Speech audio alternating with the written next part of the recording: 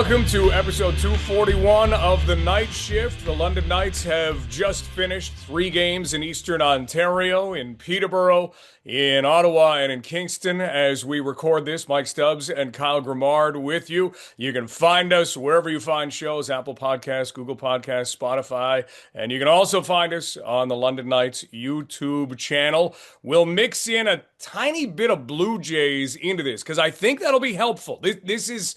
Kyle, it's therapeutic. What we're going to be doing is therapeutic, okay? Yeah, I think we all needed it. Yeah, we're not breaking down the Blue Jays or anything like that, but I think we've got something therapeutic that aligns with experiences the London Knights have had. For any Jays fans or anybody who became a Blue Jays fan over this last run. So we'll get to that in just a little bit. But we've got to talk about 3 games right off the bat. We're going to meet Brady Wassilyn. We're going to talk about Logan Howry and the Under-17s. He played in them last year. Cooper McCaslin is playing in them for Team White, even wearing a letter. This year, McCaslin's played 1 game for the Knights, but you want to talk about bright future. There's a lot of guys with bright futures who you may not even know yet, and he's one of them. Kyle, things are good with you?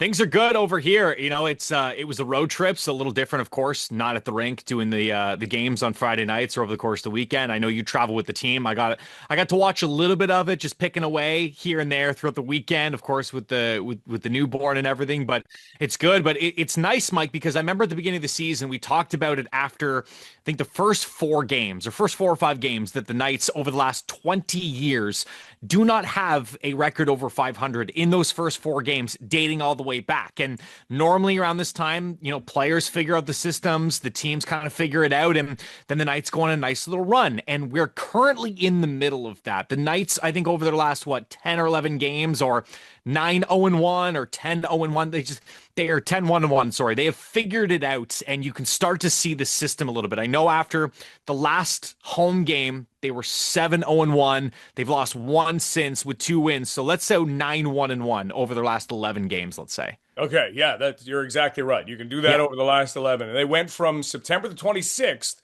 until Happy Halloween without losing in regulation. Yes. And they played a Halloween game in Ottawa that stopped that, and we'll get to that. But there's really something interesting. You can look at losses after going on a run, and you can say, the team was due.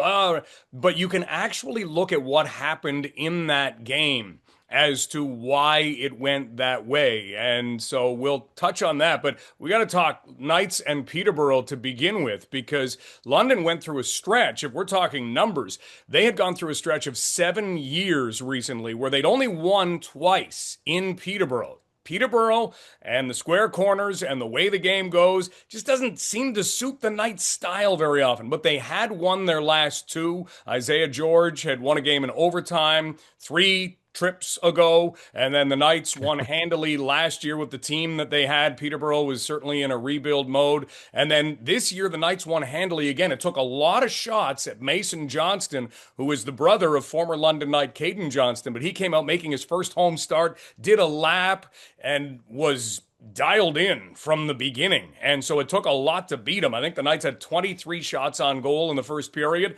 But once they finally broke through, things started to come. And Braidy Wassilyn had a couple of assists in his Knights debut. Mike Zakharov had his first point on a Max Crete goal. And Max was, I think, happier for Mike than he was for himself scoring it, which is, again, a trademark of what this team is putting together. So when we look at the 6-1 final, the forecheck was outstanding, and that really caused problems for the Peterborough Petes. They were missing a couple of veteran defensemen, and the Knights were able to capitalize on that. So they kept their run going. And then they made the trip to Ottawa, arrived in Ottawa about 2 a.m., so late arrival, and then played the 67s the next day. And things just they didn't go the Knights' way. But here's the way we've got to look at it. Dylan Hunter explains this, as Dylan Hunter explains things, very, very well. So here is Dylan on a couple of things from that Friday game. We can't play out of our little circle. I thought in Ottawa we started kind of ad-libbing out there. You know, we were down by 2. All of a sudden, it's instead of just being predictable, you know, and knowing what each guy's doing out there, we started trying to win the game with each play, and it ends up, biting you. London Knights assistant coach Dylan Hunter. So when you fall behind, what do you want to do? Especially as a team that is a little younger, a little more inexperienced. Kyle, you want to fix everything right away. Picture being in high school and you come through the door and your school bag swipes the wall and then you trip over the dog and you put a hole in another wall. You want to fix that right away before anybody gets home to see it. In this case, if you're trying to fix everything all at once, you're getting away from what you do. And that's really what happened in that game. The Knights got chasing some things. Ottawa was incredibly disciplined, did not give the London Knights a single power play all game. Now, there were penalties, and we will talk about the staged fight in just a moment, because I'd love to get viewers/listeners' thoughts on how that should play out and your thoughts on that. So you can leave comments if you want. But Kyle, you know it. You get away from playing your game. It's why we hear your game in hockey. And sometimes things just keep going in the wrong direction. Yeah, when you start to do too much and you start trying to not only play your position, but then other players' positions, and you start, vacating from your area of the ice that you are responsible for, and you start trying to be a winger when you're a center, and you start trying to be defenseman when you're a winger, you leave openings in the ice, you start going out of character, out of place, and it allows for the other team, who has a game plan, has a system in place, where if a player's out of position and they make a mistake, they make you pay for it. And you're right, it's a very young minded players, mentality is when something goes wrong. Well, I got to get on the coach's good side. So I want to fix it. So I'm going to start on my left wing where I normally am, and I'm going to go all the way into the right corner because I was the one that turned the puck over. And then all of a sudden you don't come out with the puck and the defenseman crashes down from the right point where your coverage is supposed to be. Puck ends up in the back of the net. So it's a good mentality of you want to be held accountable and you want to fix things, but at the same time, there's systems in place for a reason. I could be wrong on this, but I remember it's either Belichick or Brady that just say, play your position, play your role. There's 53 guys on a football team. You got 20 plus players on the team. You are not on the ice for all 60 minutes, barring a goaltender. But even then, you're not responsible for scoring the goals. Allow everyone. There's a lot of good players on this team. Let everybody play their position, work as a team together, and good things will happen. The moment you start trying to individualize things and do it all on your own, that's when it crumbles. Do your job. That was the New England Patriots for years Yes. and years. They won a lot of football games with do your job. And in a way, the Knights have a mantra like that, play the right way, which means do your job. It's the same thing. And so you're right. That's a perfect example. You made a mistake. I'm going to fix that mistake right away, but I'm going to go out of position to do it. That makes two more mistakes. And next thing you know, it's a 5-1 loss. Now, there was an incident in the game, and this is one that I would love to get people's thoughts on. So here's the situation. In the second period, Henry Brustevich is carrying the puck down low and gets tangled up with Nolan Jackson of the Ottawa 67s. Jackson winds up going heavily into the end board, suffered a significant injury, had to have surgery, is out indefinitely, had to have a stretcher come out onto the ice. It was one of those scenes you don't want to see. Initially, a 5-minute major is put up on the board beside Henry Brustevich's number. And then the play is reviewed. And it is determined by the officials there was no penalty on the play. So Henry Brustevich, incidental contact, did not mean to do this. And he did not mean to do anything. But Nolan Jackson goes awkwardly into the boards, suffers a significant injury. That did tick off the Ottawa 67s, as you would imagine. They are there trying to support their player. And so there is that kind of, there's some chirping of Henry Brustevich on the ice, and there's the, not going after him as if this was the 1970s, but you know what I mean. And then at the start of the third period, you had Henry Brustevich and Frankie Morelli drop the gloves. So hockey doesn't quite have the same code that it used to, but there is still sticking up for teammates, and there's some good and there's some bad from it. The bad is when you throw a legal check and all of a sudden you get jumped. I mean, I don't know what we do about that, but we still do see that in the game. In this instance, you had Henry Brustevich willing to drop the gloves with Frankie Morelli They are both veteran defensemen. It's kind of a saw-off. So if we're going to talk any kind of code within the game or the game policing itself, this was it. They had their fight. They fell to the ice, and they both received a 5-minute major and a game misconduct for a staged fight because it came right at the beginning of a period. That would have probably ended things. You know, if you watch the game, that fight would have meant, okay, Henry Bistevich has fought. This is done. But the officials chose to give each of them a staged fight. It came with a suspension, a 1-game suspension. Henry served that against the Kingston Frontenacs. But I'm wondering, is this something that should have just been a 5-minute major and not a staged fight? Do you allow the players to police, or was the right call made? And yes, that was what we needed, this staged fight, game misconduct, and ultimately a suspension. I think of staged fight as two guys figuring that out well before the game. I don't know, but I don't know that there's a right answer because, again, you're trying to evolve with the game, and that code is not the same that it used to be. But I look at that and I wonder, that situation probably would have been completely diffused. You could have left the players in the game, and that would have been all right. Or am I off base? No, Mike, I'm very much in agreement with you here. I didn't know what side you were going to be on. And I'll say this too. There are so few things now in sports that allow the players to have control. And I'm not talking about playing the game. I'm not talking about, scoring goals or defending or anything like that. But so much of today's game, and this isn't just hockey, this is baseball that we've seen, this is football. So much now goes to video review. There's challenges. There's coaches challenges. There's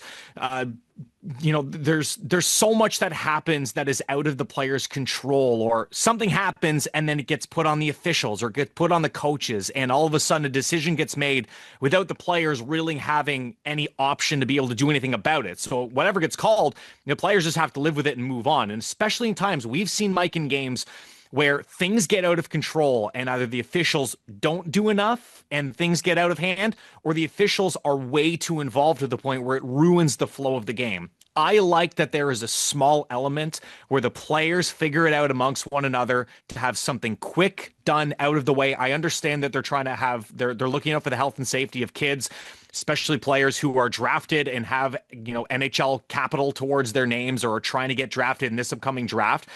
But I like that there is some sort of understanding between two teams where something happens, it's done, it's taken care of. I understand for the referee's sake if they're trying to do some sort of, stage fight, or we don't want this happening, but maybe there can be a judgment call where the referees go, they figured it out, nobody got seriously hurt, let's put it aside, do the 5-minute majors. Maybe we're out of line here saying that, but I like that there is a small element still that allow the players to have some sort of understanding and can control that facet of the game where, moving forward, there aren't going to be any other extracurriculars that happen because the fight took place. Leave us a comment. Let us know. I can understand the official situation because you wouldn't want the fight if you could have it in a perfect world. You wouldn't want the fight at all because somebody, could be injured in that situation, or that fight could start in a dangerous way. But you'd rather see guys drop the gloves than other incidents that you see of retaliation where you use your stick or hit from behind, a dangerous scenario, something like that. So that's all I'm looking for. So leave us a comment, or you can email Mike at 980cfpl.ca and let us know. The Knights going to Kingston, and they played incredibly well. I mean, they were full marks for almost a 6-0 win with just over 32 seconds left. Kingston's on a power play. Puck goes off the skate, and Andrew Kuzma drains it in the net. And so, but Alexei Medvedev deserves a whole lot of praise for how he played against the Frontenacs. He had to make some big saves early. That allowed the London Knights to get going, and that allowed them to have kind of a walk-away win over the Frontenacs and a great rebound. Kingston had lost the day before, and I think there was a little bit of fatigue in them, but the Knights were full marks for that win, much like Ottawa was full marks for their win on the Friday. You mentioned baseball. I love it. I think so. You mentioned baseball, Kyle. There are still people who are having trouble with the Jays and their loss, and looking at just the millimeters, the milliseconds that matter. Poor Isaiah Kiner-Falefa is, well, he's having to probably, if he picks up social media at all, see the picture of him standing on third base and people saying if he only had a little lead, he would have scored. And that, would you say that's the one that is being picked on the most of the little tiny plays in the game? It's the one that, had he been called safe, wins the Jays the World Series. So it's the easy one to nitpick. And I understand too. I know, Mike, that you have something to say on it, but I do remember, I think it was game 6 when it was either Jimenez or Kiner-Falefa hits a ball into the shallow left. It gets caught by the outfielder, and Addison Barger is stepping a little too far away on second base, tries to come back, gets doubled up, and that ended the game. So I'm sure that was a conversation that was had. I'm not saying anyone was right or wrong in the matter, but there's so many things that have to go through your mindset to make sure that you don't get picked off in those situations, because you don't want to have a double play happen, and that essentially ruins the game. So I didn't play baseball growing up. I'm a big fan of it, have been for a long time. It was the year I was born, Mike. 93 was the last time that the Jays did win the World Series. So this was a really exciting time for them to be able to go through. Putting blame on one individual person it's so unfair and so not how baseball is. It's 162 games in the regular season. It's 3, potentially 4 series you have to go through. You have 4 different starting pitchers and God knows how many different hitters, pinch outfielders that go through. It is not one person's fault. And Kiner-Falefa had even said it. This is the way the Jays had tried to play it. And you highlighted it bang on from what he had said, that they didn't want to get doubled up. They'd had some issues with that. And so that's what they were doing. So that's that play. But what I wanted to do was go back through some other plays in Knights history in those winner-take-all games that have made the difference both ways, just to show how minuscule little tiny things can make such a difference. And the first place you can go is some heartbreak in 2024, where the Knights come back, tie the game in the Memorial Cup final in Saginaw against the Spirit. And with about 30 seconds, maybe 28 seconds left in regulation time, you've got Max McHugh trying to flip the puck out of the zone. And great job by Josh Bloom. He gets his stick on that puck just by a little. So the puck still flips in the air, but it doesn't get out. And then it winds up going to the London Knight net, and it's Bloom who ends up putting it in. Max McHugh, I'm sure, has gone over that play a million times in his head. What if he chips it to the corner? What if he falls on it? What, and it doesn't matter. This is what he thought he could get it out. He almost did, but it was just it wasn't even blocked. It was just a little, like a tipped ball in a football pass. And that is something you can look at and say, well, that made the difference. No, it didn't. It was the last thing, but it was that tiny. And then if we rewind before that, you can go back to 2016. And the Knights are down 2-1, and Dale Hunter makes the decision for Christian Dvorak to stay out after he had taken a defensive zone faceoff. Normally he'd come to the bench. Max Jones gets knocked down inside the Rouyn-Noranda blue line. So the Knights are losing 2-1, just over 4 minutes left, and Max Jones gets knocked down. He gets back up and takes some time to give his opinion to the referee that there should have been a penalty on that play. There was not. If Max Jones just gets up, ignores the referee, gets knocked down, you get back up, and he heads into the corner, the Knights don't tie the game. They probably do not tie the game. Wow. Max, because he gets up and takes that extra second to yell, is late getting to the corner, but he goes, and he's mad too, so he goes in and he throws a body check in that corner. The puck is coming right at that time. The body check dislodges it, and it goes right to Aaron Barisha, and he puts it in front of Christian Dvorak, who shouldn't have been on the ice. But Dale Hunter had some kind of, let's just mix it up, and Dvorak scores the game-tying goal, and it goes to overtime. And then in overtime, here's how small it gets again. Matthew Tkachuk is playing throughout much of the playoffs with a high ankle sprain. And that's just Matthew Tkachuk. This man had things that used to be attached to a bone that weren't in the Stanley Cup final, and he still played. This guy played a game with a broken clavicle. He had to have people help him get up out of bed. Somebody helped him put on his. That's Matthew Tkachuk. His brother, yeah. Does. And so couldn't have done any more damage, but it was sore. And so he wasn't the fastest on the ice. And the puck is shot down into the London zone in overtime. Matthew Tkachuk is stuck up ice. The entire bench is going, Chucky, get back, get back, get back, thinking that there's going to be an odd man situation in the defensive zone. Olli Juolevi digs the puck off the boards to Aiden Jamieson. He starts to skate forward. Matthew Tkachuk is still trying to come back. Because of that, he's behind a defender for Rouyn-Noranda. And he takes the pass and then is able to get up ice. And it's only a one-on-one. And Matthew Tkachuk wins the one-on-one, wins the game by shooting the puck at the net, and in it goes. And there's Christian Dvorak skating in front. May have ticked off him. It doesn't matter. They won the game. And you can go back to some more heartbreak. 2012, the Knights are in Shawinigan. As time is expiring, the ice in Shawinigan, because of the 31-degree heat outside and because of some other factors, it wasn't great ice that year. And so a puck is centered and it jumps up off a piece of snow or whatever and just goes over the stick of Austin Watson, who had an empty side to put it in with about 3 seconds, 2.5 seconds to go in regulation. The Knights almost won the Memorial Cup right there. In overtime, the Knights had been doing something similar off a face-off where, two guys had switched their coverage.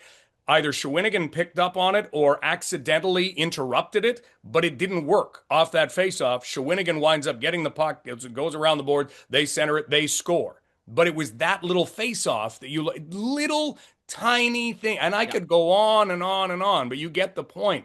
Don't look back at one thing because, Kyle, it's like you said. It's all the games. It's all the plays. It's all the moments. You can't seize on one because the millimeters. It's why Any Given Sunday has that great speech from Al Pacino where it's a game of inches and every single sport is. What? The New York Marathon was won by 16/100ths of a second. You've run 26 miles and now it gets won by 16/100ths of a second. It's inches. It's milliseconds. It is, and that's every sport, it's every position, and as much as we see it in the hockey world, it is the exact same in the baseball world. They were 3 for 16 with runners in scoring position. They had multiple opportunities with guys on the corners. It's just the game giveth and the game taketh away, Mike. That's all I got for it. It was hard. I put my laptop down. I turned it off as soon as they lost, and my wife just sitting there watching goes, "That's so depressing." And and there are people who are diehard fans who I know are still feeling it. Listen, I have had sports moments where it has been a tough week afterwards, and over time, eventually it will start to feel a little better. But you're right, Mike. Anything can happen, and every little moment that leads up to it factors into the decision, and that was the case. The neat thing is, with most sports, unless a league decides we're done, you've got something coming right around the corner. And sometimes, you get renewal partway through. We saw that with the London Knights. Noah Reid plays his first game with his hometown team, the Niagara Ice Dogs. Brady Wassilyn played his first 3 with the London Knights, had a pair of assists in the first one, scored his first goal as a Knight when he was in Kingston. We had a chance to talk with him even before the road trip, just to get a sense of coming to London, Ontario. Brady, welcome to London. I mean, it's raining as we record this, but there is some good weather. Don't worry, that will come. How are things so far? Things are amazing. I settled in my billets really well with the Millers. They're great people, and I'm so excited to be a London Knight, and it's always been a dream of mine to play in London in front of 9,000 every night, and it's so exciting to be here. Now take us back to last year. Did you play it all in London? I played once in London, and I got to say, it was probably the scariest game of hockey I've ever played. And it didn't help that we were down 8-0 after 2 periods either. But just coming in, being a visitor with this looking like a mini NHL rink, people describe it as. Yeah, it's crazy and it's so loud, and it's honestly so scary to be out there and play on the other side. So I hope it's a little better on the home side of things. You'll have a whole lot more fun because the noise that goes off when you put a puck in the net is big. How about you with putting pucks in the net? Has that just been something you've done naturally all your life? I love scoring goals, and that's why I play hockey. I love scoring goals, but more importantly, I like making the guys around me better, and I like setting up my teammates more than I love scoring. So I'm looking to score some goals here, but I'm also looking to make the guys around me better. When it comes to development, you hit this level and you really realize that's big. How much do you focus on that now, kind of looking at those other levels that are really close? And you love coming to the rink every day, and you want to be a better player and a better person every day, and focusing on getting better is one of my biggest things. So I love developing, and I love learning new things. You get a chance to come to a team where Max Crete already is. You got a chance to play with him last year. Does that help the transition at all? Yeah, knowing guys like Creter and Mitch and Howry, like grew up playing with some of those guys, and Creter was my best friend last year in Niagara. We took classes together and everything, so it's been a pretty easy transition, and it's a great group of guys in the room. It's very welcoming, and it was a very warm welcome the first day I was here. I guess finally, what's it been like playing in the OHL? It is, as a 16-year-old last year, such a step up. How tough is it to make that transition? Yeah, it was tough moving away from home at 16 and being in the OHL playing against older, bigger, stronger guys. But it's year 2 now, and I feel more confident going into this year, and I feel like I'm already playing better, and my mental game's up. I think my mindset's in a more winning mentality, and I'm more confident. So it's really exciting to think about the future here in London. London Knights forward Braidy Wassilyn. This guy has that offensive ability that Rob Simpson had mentioned. You know, you talk about wanting to make a trade work for both teams. Niagara needs somebody who knows how to win, somebody who's going to go into those gray areas. Noah Reid fits that beautifully in his hometown. And then the Knights were looking for a little bit more offense. And over the weekend, Braidy Wassilyn showed even at 17, that's something that he can provide. One last conversation before we close out this edition of the pod, and that is the U17s are underway. Yes. The Under-17s are happening in Truro, Nova Scotia, and you've got Cooper McCaslin of the London Knights who is there. He's played one game for the Knights. He's wearing a letter, an A for Team White or Canada White, and so watch for that throughout the week. But last year, Logan Howry played on Canada White and ended up winning a gold medal, ended up winning it with Caleb Mitchell of the Knights, who also had his first goal in front of 50 family and friends. You could not script this. That's He's cool. from Omimi, which is 25 minutes roughly outside Peterborough. And there he goes, ringing it off the post, off the goalie and in, just like you draw it up. And 50 family and friends get to celebrate with him at the Peterborough Memorial Center, where he played a lot as a kid. So he played with Logan Howry on the Under-17 team that won gold last year. They actually beat Braidy Wassilyn and Team Red. So brings guys together in different ways. Here is Logan Howry on what it was like after starting the year playing against players who are 4 years older than you, being just 16. Here's what it was like to go to the Under-17 World Hockey Challenge. Logan, U17's about to begin. You played in it last year. What is it like to start the year playing against guys who are 4 years older than you are and finally get a chance to go and play against guys your own age? Yeah, going down to the tournament obviously gives you a lot more confidence playing with guys your age, kind of guys you grew up playing with and against, and it's just an awesome experience representing your country. There's nothing better. Okay, let's go back to the tournament. You're on Canada White. Canada White and Canada Red were pretty good last year. How did it start? Yeah, it's a good game in the first. I think we scored in the second period to open up the scoring, and it was just a good game, a good battle. Pretty cool. Two countries, same country going at it. Guys, and it was a good crowd, and it was just an awesome game I'll never forget. You made some plays in the game. Anything stand out to you now when you think back? Just opening and scoring that one assist I had. Pretty cool moment for me, and but just the whole game, just winning it with your teammates and for your country, it's no better feeling. When you're sitting in the dressing room, do you ever look down and see Canada and just kind of take it all in? Yeah, for sure. Definitely at the start of the tournament, just putting on that jersey, it's something you grow up dreaming of, and to finally experience that is obviously pretty cool. Any advice for any of the guys who are about to go through this, because there's a lot of games real fast? Yeah, it's just enjoy it. You're representing your country. It could be the last, maybe, you never know. So while you're doing it, just enjoy it. There's no better feeling.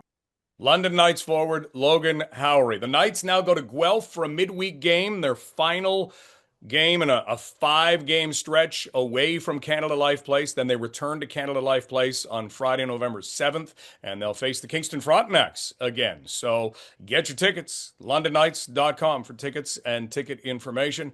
And Kyle, we'll look forward to hearing you around the rink on that day. Be nice to be back in the rink. I just also, Mike, want to give a quick shout out. Easton Cowan, Sam Dickinson, first NHL goals over the weekend. And Sam Dickinson has officially played in his 9th game. That contract is kicked in. He will be staying with the San Jose Sharks organization. We would assume that he will be a part of Team Canada for the World Junior Hockey Championship. We don't know. It's not a guarantee, but it was a very big decision on whether or not he was going to be playing and sent back down, or he was going to stay up with the Sharks. He's played his 9 games, Mike. He is staying in the National Hockey League. Yeah, he is. And congratulations to him. And if he keeps scoring goals with 30 seconds left to tie games and get San Jose points, he might be staying just with the Sharks. But so good to see that extra little confidence, because he didn't know. We had a chance to talk with Tara Sloan on the broadcast. She covers the Sharks for NBC Sports California. And she was saying, no idea which way this is going to go. And Sam says he found out at morning skate for the Saturday game. And Easton Cowan, how about this? John Tavares has done such a great job with everybody, but certainly showing Easton Cowan what it's like to be a pro. Knocks a puck into the Philadelphia zone, goes, gets it, and then Easton is right there. Stick on the ice, and Tavares spins, puts it on his stick, and then top corner. And the one thing Easton Cowan has always done so well, when you get a chance to put a puck in the net, he can put a puck in the net. So congratulations to both of them. Pretty fantastic, and it looks like he's getting rewarded. He's going to stay on that Tavares line at least tonight as of his recording against the Pittsburgh Penguins. So pretty cool that he's getting all kinds of opportunities and he's making the most of it. Everyone's glowing about his hard work, his effort on and off the ice, and he gets rewarded finally, Mike, with a goal, which is pretty fantastic. Again, you can follow us wherever you get your podcasts: Apple Podcasts, Google Podcasts, and Spotify, Chromecast as well. And again, the full video will be up on the Knights YouTube page. We'll try and share them on our pages and give you a chance to full watch. Subscribe it, like it, do as much as you can. It really helps the podcast. Thank you very much, Mike. Enjoy the rest of the week, and we'll see you back at Canada Life Place on Friday. That was great.